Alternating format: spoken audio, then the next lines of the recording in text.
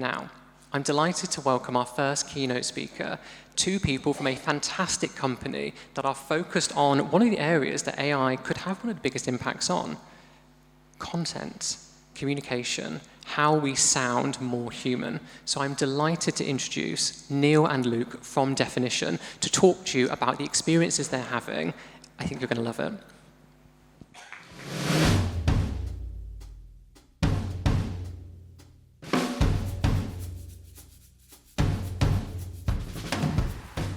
That's terrifying already. Some of you know this, it makes me nervous when people clap at the beginning. Just decide at the end if it's worth it. So hello folks, my name is Neil Taylor. I work for a company called Definition. As you just heard, we do lots of stuff around communication and training. Some of you will have seen me talk about storytelling at a previous Ezra event.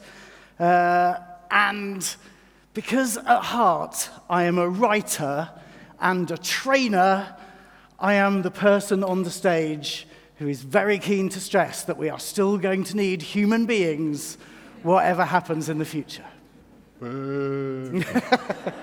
My name's Luke Budka. I am AI Director at Definition.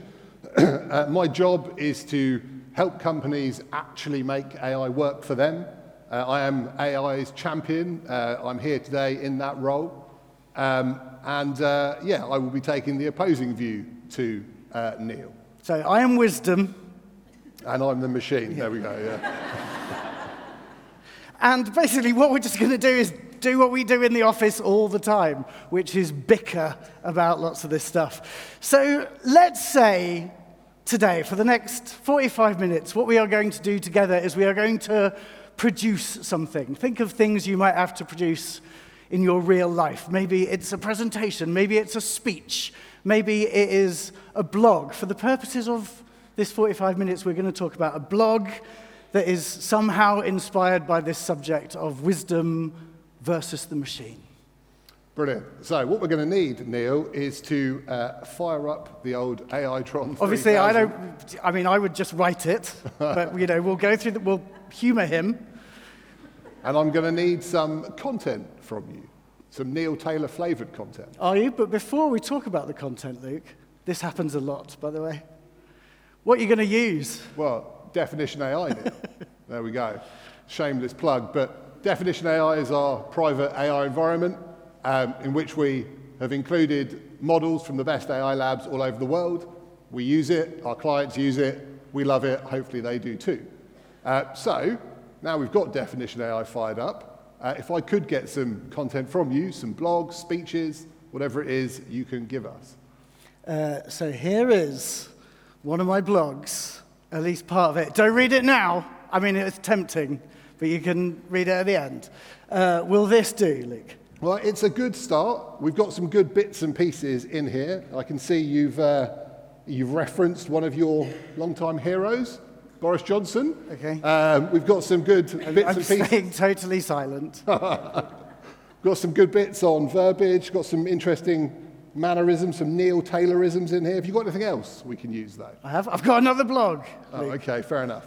Now this screams you. Mantras are good, mantras are good, mantras are good. That is definitely one of your jokes.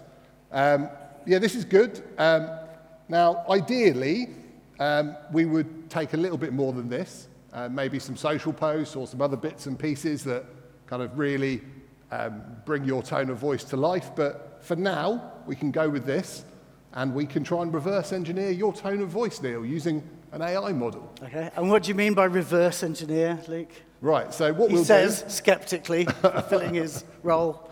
So we will pump all of this content into an AI model, and we will get it to analyze the way you write, your style, your mannerisms, all these bits and pieces that will then spit out a Neil Taylor tone of voice that will allow us to replicate your tone of voice going forward. Right, so the first lot of analysis from your content. What do we have here then? We've got some quoted wisdoms, as we noticed. This is good. All of your heroes, Boris, your mum, and Dolly Parton in the same sentence. Fantastic. We've got a shout out to your behavioural science background.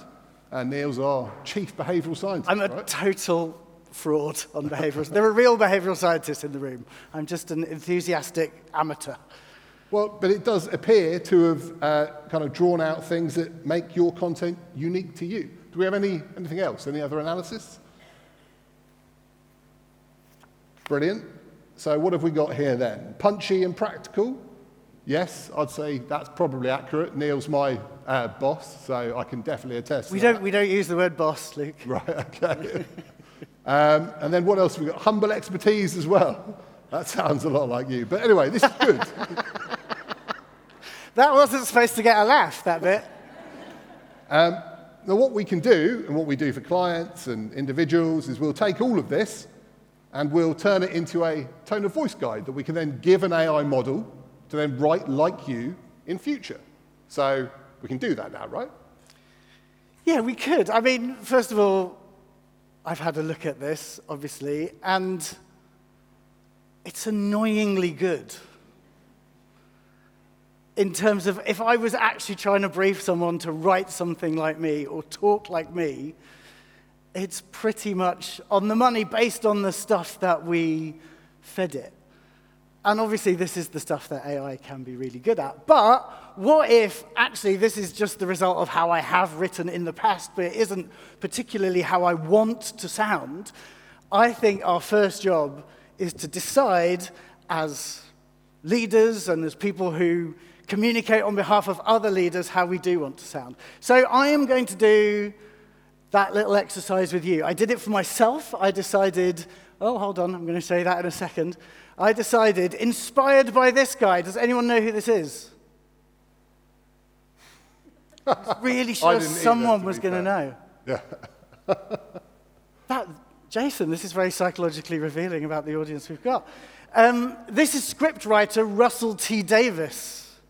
So he's the showrunner of Doctor Who. He wrote Queer as Folk and It's a Sin and things like that. And Russell T. Davies, in his book about writing, says every time he introduces a new character, he does it with 3 adjectives. So it says, Luke Budka walks in, brackets, fill in whichever 3 adjectives you now want to describe Luke. So I did this for myself. I decided what I want, I'm not saying I succeed at this, what I want maybe is something like this, if you see me talk. So we are going to play that same game. I want you to think, what are your 3 words? If you were briefing someone to sound like you, what 3 words would you give them? And in fact, if you've come here with a friend or a colleague, maybe you could do it for each other. Sometimes it's easier to do it for each other. I'm going to give you 2 minutes. I want you to decide. Some of you have got a weird, gleeful look on your face. Try and make it flattering. Oh, hold on, 1 second. 1 second. Hold on. They've gone. Hold on. Or if you're not here with a friend, you could do this for yourself. You could do it for your CEO, anyone. So 2 minutes, 3 words. Good luck.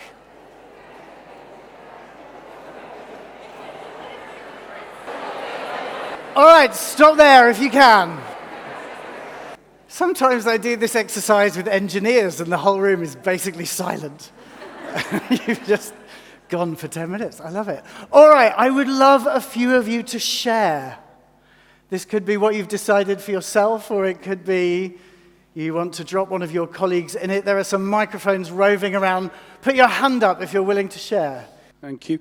I am here on my own, so I thought, well, how would I? So I asked AI to describe me, because and now I said, sorry, I can't help thinking you've missed the point of the exercise, but no, but okay. I have a lot of interaction with AI, okay. So it's my own AI. So I said, based on your interactions with me, describe me in 3 words, and it did, and I don't think it's that far from the truth, to be honest.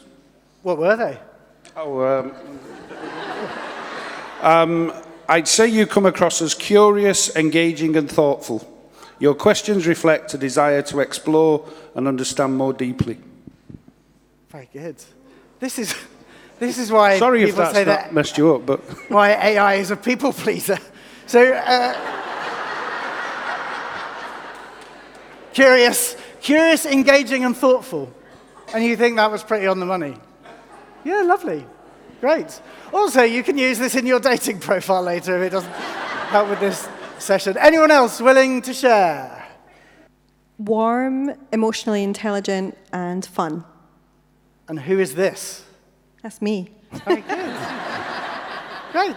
Well done. Warm, emotionally intelligent, fun. Who else?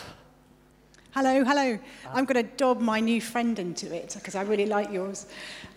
It was to the point, sarcastic, and polite, all in one. Which is quite difficult to pull off at the same time, but I like it. To the point, sarcastic, polite. What's interesting? No, I'm not going to say that. I'm going to save it for later. I'm still in my skeptic mode here. Maybe one more. Anyone got 3 words that will surprise us? So I'd go calm, obsessive, and organized.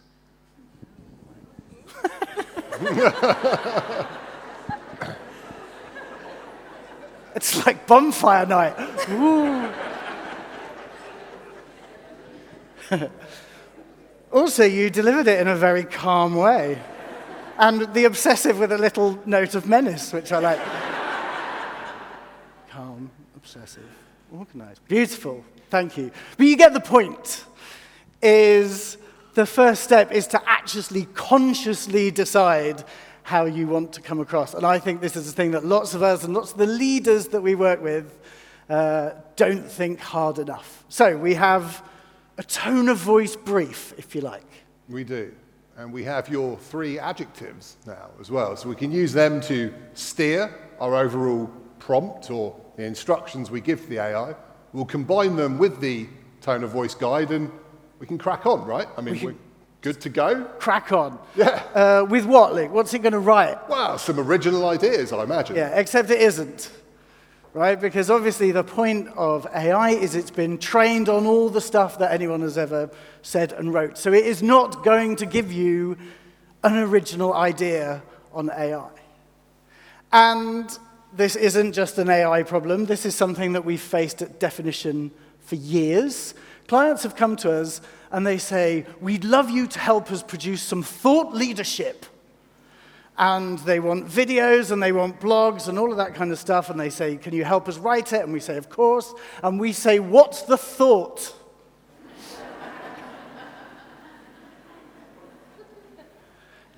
And they say, oh, we thought you'd do that bit.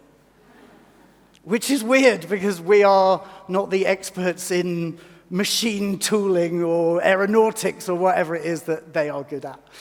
You need something to say, fairly obviously. And this is why there was this blog about mantras up on the screen earlier. I've got this theory that really good leaders often have mantras. They have things that they believe and say again and again and again, and they seep into the conversations of their colleagues and, in fact, the whole organization. So I'm going to show you some mantras, and if my theory is right, you're going to be able to tell me who said these things. It is Facebook. It's Mark Zuckerberg had move fast and break things on the wall. Insert your own satire here. Michelle Obama. Oh, it's an Ezra crowd. Well, look at that.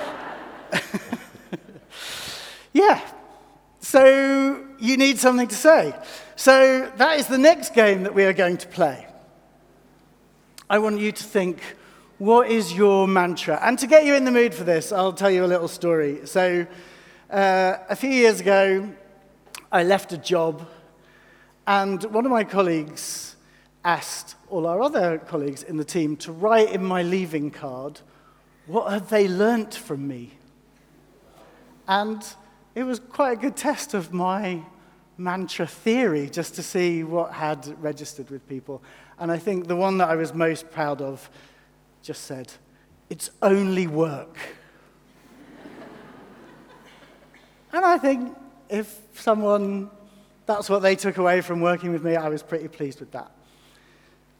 So, I'm going to give you another 2 minutes. This time it's probably easier to think of it for yourself. What is your legacy going to be? as a bit of wisdom in 3 words or 5 words or 10 words. Short is good. What is the thing you want your colleagues to say about you when you've left? Have a think. Okay. Thank you, folks. So you know what's coming. We want to hear some. This is your chance to influence the minds of a generation of HR leaders. Who will share a mantra or two? I got this from my line manager, but it obviously stuck with me about 10 years ago, and she just said, your health is your wealth. So it's something that I always share with the team whenever they're feeling poorly or they're not able to work. I just kind of emphasize that actually, without your health, you have nothing. So, lovely. Your health is your wealth. Beautiful. Who else? Thank you. Mine has been taught to me by somebody when I worked in the US, and it was about don't be a victim of somebody else's choice. So it's about making sure you take ownership of your decisions and make sure that you go for it. So this is one of my mantras. Yeah. I love that that was nearly getting applause. The sound of one hand clapping. But never be a victim of someone else's choice. It also got oohs for okay, we're going a bit deeper now, which is, I like it. Great. Let's have some more. Who else? Art of the possible. Tell us about it. Why that? It's about, I suppose it's on behalf of a colleague of mine who uses that mantra quite a lot when we're facing difficult situations and trying to step through something, get a bit lost. And it's just think about the art of the possible. It just lifts your thinking away from the red tape. Lovely. Yeah. Thank you. A couple more. Mine is, what's the North Star here, or what's the North Star moment, I'll often say. By which you mean?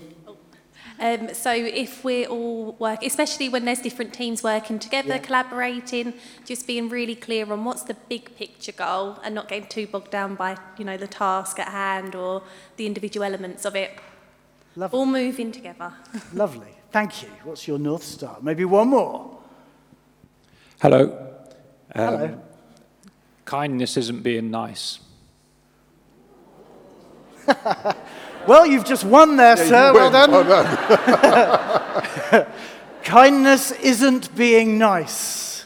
Yeah, so for me, it's the willingness to trust, be honest, openness to listen, desire to learn and succeed together. Yeah, lovely. Thank you.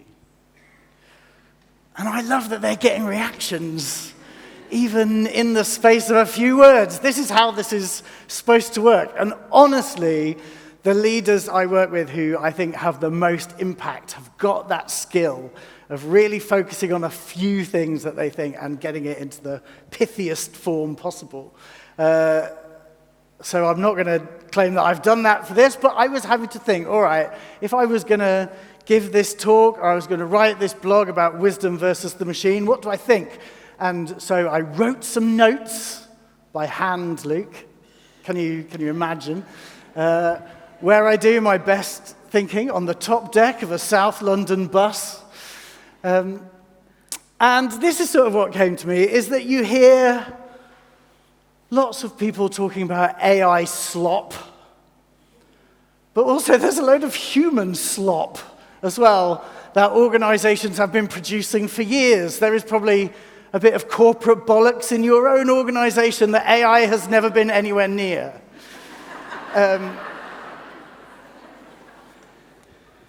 The proof of it, and this is the proof of it even when ChatGPT first launched a couple of years ago, is we were recruiting, for definition, for a writer.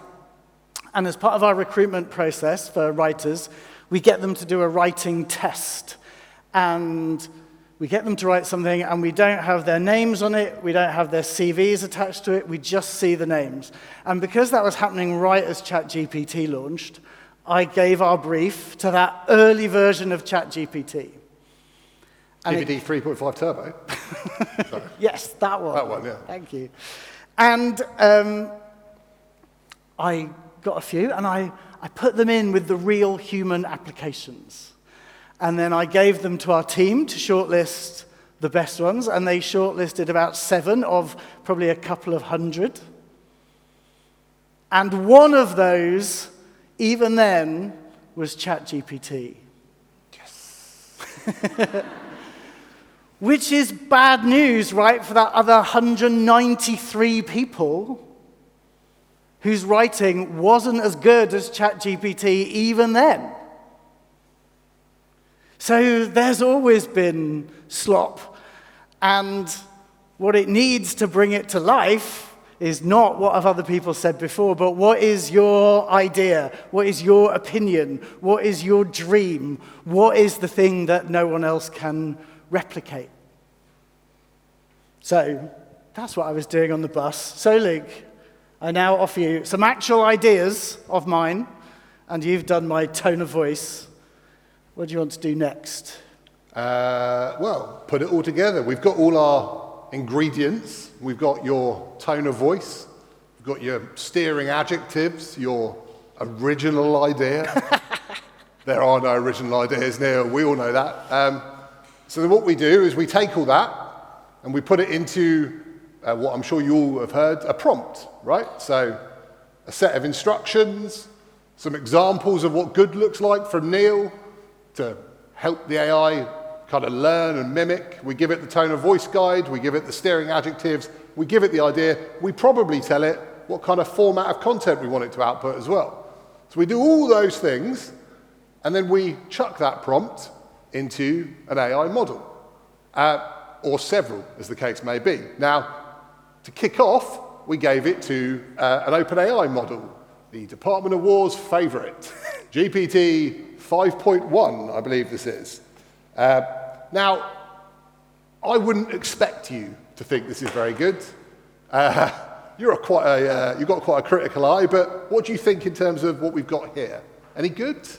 It looks like we've got the mantras bit. That's good, right? I mean, we've literally got the mantras bit, right? So that is lifted that directly from my previous blog. Totally irrelevant to what I wanted to talk about in this one. So that is a total fail. There are bits of it that probably do sound a bit like me. We've got this, trying to fool you with some quasi-academic knowledge with Miller's Law. It's not bad. Well, to be fair, we wouldn't expect it to be that good, right? Because? Because OpenAI's models famously aren't great at writing, right? Even though the original 3.5 Turbo did a fairly good job at applying for said job. We had Sam Altman, the OpenAI CEO, saying just the other day that the output from the latest 5.2 model is absolute tripe, basically. So we wouldn't expect it to be that good. Which is bad news, by the way, if you're using Copilot. Yeah, it's not ideal. No. Because Copilot is using the OpenAI models, right? And here's another little thing. This was interesting. I don't know if you saw on my handwritten notes, I wrote, "Colorless green ideas sleep furiously." I'm now looking for the people in the audience who know anything about linguistics. That is a really famous sentence from linguistics, this one here, designed to illustrate that with some rules of grammar in your head, you can come up with an original sentence that no one has ever said before, because it's pretty meaningless and probably no one will ever say again. But I didn't really explain that when we fed it to the AI. So it's had a go at trying to go, well, what point was Neil trying to make with colorless green ideas sleep furiously? And it said, a linguist coined that sentence to prove a point. A line can be grammatically perfect and still completely bizarre. Well, that wasn't really the point. It wasn't exactly the point I was trying to make. But it's had a good go at trying to make some sense of it. But I'm still not publishing this with my name on it. That's fair enough. We won't force you to this time, hey. But what we can do, and this is because not all AI models are born equal, different ones are good at different things, is we can try a different model. We can try a Google model maybe, a Gemini model. So now we've got another output. We don't have the exact mantras bit replicated. How good's this? What would you give this out of 10? An 8? A 9? A 10? Not a 9, Luke. He's leading the witness. It's better. You can probably sense that it's a bit better. So look at this subheading over here. Be opinionated, be opinionated, be opinionated. So now it's just lifted the form of that mantras thing and put something else in. It still doesn't quite make sense in this context, but at least it's changed the idea. It's had another good go at trying to explain colourless green ideas, Sleep Furiously, and got a bit closer. It's referenced Dolly Parton. It's referenced What Dolly else do you Parton, which want? I now have to do in every single blog, apparently. The sentences are quite nice, although this is where I lose it at the end. I mean, I'm a writer. Just listen to this, okay? AI doesn't need better prompts. It needs a human with a pulse and a point of view. That's all right. So, AI needs you. Give it a spark. Give it a weird idea. That obviously can't end there, right? Just the rhythm of it is totally wrong. But with some tweaking, this would get a bit closer. Okay, well, look, let's give it one more try. And let's use our language team's favorite model for writing, Claude, brought to you by Anthropic. I love Claude. This is Claude Sonnet 4.5 for anybody who's interested in the room. Probably Just not many people. anyone interested in the room? Just a show of hands. Yeah, so this we would expect to be good, right? Because this is the model that our language team makes us include in Definition AI for our clients when they're doing writing. So I would anticipate you loving this. This is Neil Taylor through and through, I put it to you. I mean, it is a lot closer. I would say it's disappointingly good, this one. Sounds pretty nice. It had a better go at colourless green ideas, Sleep Furiously. Although it's still doing these disgusting sentence case capitals because it's been trained on so many American headlines. But, like, let's go to the end of it, actually. Otherwise, it's just robots writing slop based on the slop we wrote. And honestly, we're better than that. Are we? We'd better be. It's like you're in the room. Oh, you are in the room. Okay, sorry. But that kind of was the point that I was trying to make in pretty much my tone. And how long did that take, Claude, Luke? Second. Yeah. But we have steered it with real stuff that I have written and my real ideas. So it's taken seconds to produce, but, 25 years of experience and wisdom going on up here. Okay. Before we go with this, there's one more thing we probably should have done when we were writing that original prompt. And the bit I didn't mention is that when you're writing prompts and you're including your tone of voice and your examples and all your bits and pieces to get it to sound like you, what's super important is telling it who it's writing for. So who the audience actually is, because that makes a massive difference to the final output. So on a serious note, depending on the audience, this might have to change quite a lot. For example, if we had an audience of, if we're writing for an audience of people who are maybe worried about AI, for example, then suddenly it's not glib and glee, it's not, it's not really going to be written in the same tone of voice necessarily. And by including the audience, we will end up with something that's much more tailored to them. Yeah, for example, somebody at risk maybe even from AI, I doubt they care when they're lying awake at 3 a.m. how boring it sounds if it sounds like slop. They're probably more worried about more relevant things, right? So in fact, that's what Luke got me to do. He got me to use the persona of someone at risk of redundancy to critique the blog that I wrote. And it gave me a whole load of feedback that basically said what Luke just said about, shut up about your creative problems. I need to pay my mortgage, thank you very much. And if that really was the target audience for my blog or my speech, I probably would have gone back and totally rewritten it based on that feedback.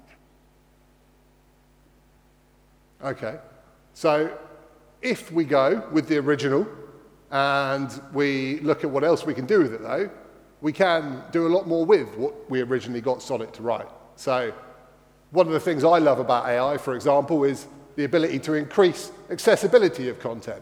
So turn it into lots of different things. So if we take Neil's original blog, we can turn it into some LinkedIn headlines, for example, to drive engagement, or what else can we do with it? Maybe a speech This sounds like you, Neil. Sounds like something you deliver in the office every Tuesday. Or what else can we do with it? Maybe, yeah, a 10-second video, for example. Is that something you'd say? Does that sound like you? No, so I don't like this, obviously. Because the writers in the room will know the shorter something is, the harder it is to write. So actually, I got more and more disappointed with this, the shorter it got. So I wouldn't have that as my video script. I would want to go away and do some tweaking of it. But the rest of it, again, pretty good. Okay, so once you've done some tweaking of it, what I can then do is get you to say it. Even if you're... Start with your own idea or opinion or dream. Decide how you want to sound. Use AI to shape it. Then tweak it to taste. Because AI needs you. Together we can stop the slop. And that is terrifying for me, as Neil's my boss. We don't say boss, yeah. But yeah, we can get you to say it. There we go. So if you're out gallivanting around, training people all over the world, no problem. We can get it to AI to do this, right? I don't know. What do we think? Sounds like Neil. That sound of someone throwing up there. I mean, obviously, it's a bit weird. And I don't know if you've noticed, but I'm actually here. So we don't need this.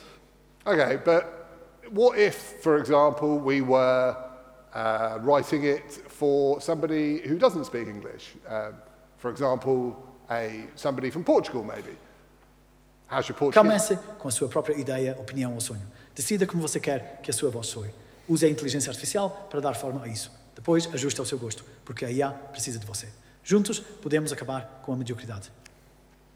Excellent.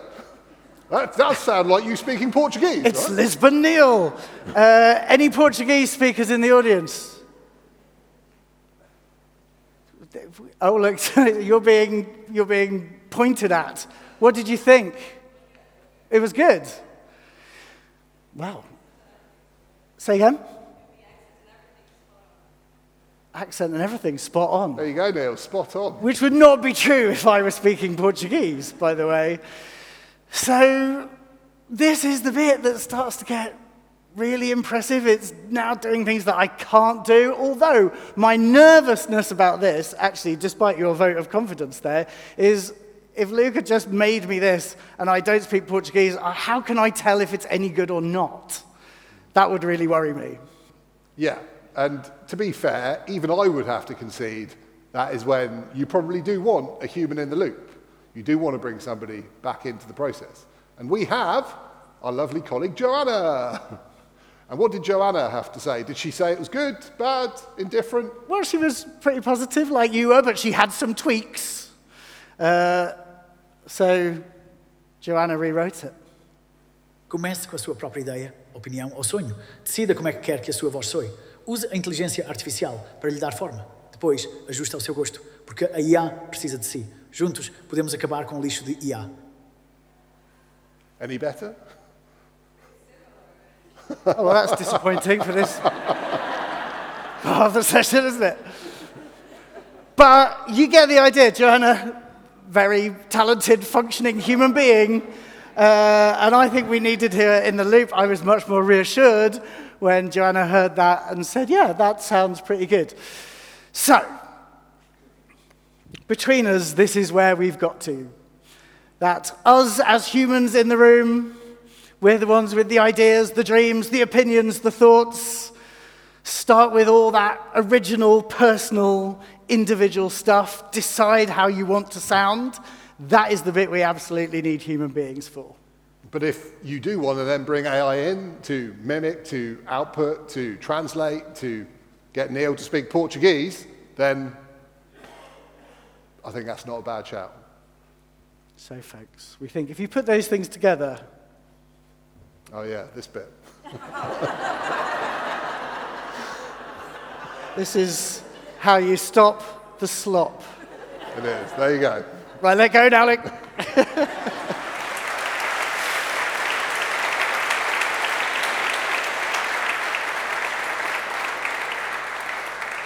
And our little clock here says we have 2 minutes, 28 seconds, if anyone's got any questions. Or thoughts, or worries, or arguments? That's lovely. This one here. I just have a question around the tone of voice piece. At what point does AI start to form our own idea of what our own tone of voice is? But like it could start, it can evolve, and then do we even have our own tone of voice anymore because AI has shaped it? Just want to get your thoughts on that. Well, it's a good question. And deliberately here, we started out with some stuff that I had genuinely written and did sound like me. And often when we're doing this work for clients, we have to write things for them to start with, or get them to write them so that we know it has got that real truth to it. Because you're right, if you're constantly sort of in a loop with it, that tone can start to drift. And I guess the important bit is having an opinion on it, having an opinion on what it produces for you and going, do I actually want to sound like that? I think from my perspective, on the technical side of things, you get like a model that ChatGPT or Copilot will give you. What they don't tell you is that it then has multiple iterations. So they'll release new snapshots of the same model, and before you realize it, you're using something with ever so slightly different weights and parameters, or slightly different training data maybe, and what did sound like you before no longer sounds like you going forward. So the best thing you can do really is check kind of month after month essentially. There is a degree of maintenance to your tone of voice that will need to be done. That being said, there are technical things you can do like fine-tuning a model, freezing it in time, making sure it never changes, that we do for clients, for example. But yeah, that's the technical bit. This bit can go on till early evening if you want. Maybe one more question if anyone else has one. Right then. Oh, was there? There's one, sorry. Oh. Over lunch, we'll do it then. Oh, sorry, I'll need the mic. Oh, here we go. Do you have any advice for those of us who only have access to Copilot? Is it going to get any better? I'd say yes, yeah. I mean, take the OpenAI example that I gave you earlier where I was talking about 5.2 being rubbish at writing. There's a new model came out yesterday, 5.3 Instant. I think it's already in Copilot, right? So there's two things. Firstly, make sure you're using the model that's good at writing. How do you know that? Well, you either have to ask somebody who knows about it or go and read the literature surrounding it. Get better at prompt engineering as well. I know this term's been around for a little while now, but the way you interact with the model still makes a massive difference to what it actually outputs. So even breaking down your tone of voice into different sections and adding stylistic points and things like that will really impact the output. The trick is with Copilot, you've only got, I think it's about 10,000 characters to play with, so you've got to be quite concise, but then you can use an AI to compress your tone of voice. You can kind of use it to make it even smaller, so you can get it into that window and then get it to output stuff in your tone of voice. But yeah, we also do training, so there's another plug. I was just going to point at this word. Oh, look! Yeah. Yeah, so this is what me and Luke spend our lives doing, helping people with this stuff, training, but then beyond just the AI stuff, storytelling, presenting, all that kind of stuff. So if you want to chat about any of that, we are around all day, and we won't just sell, we'll give you some advice as well. Thank you, folks. Thanks, guys.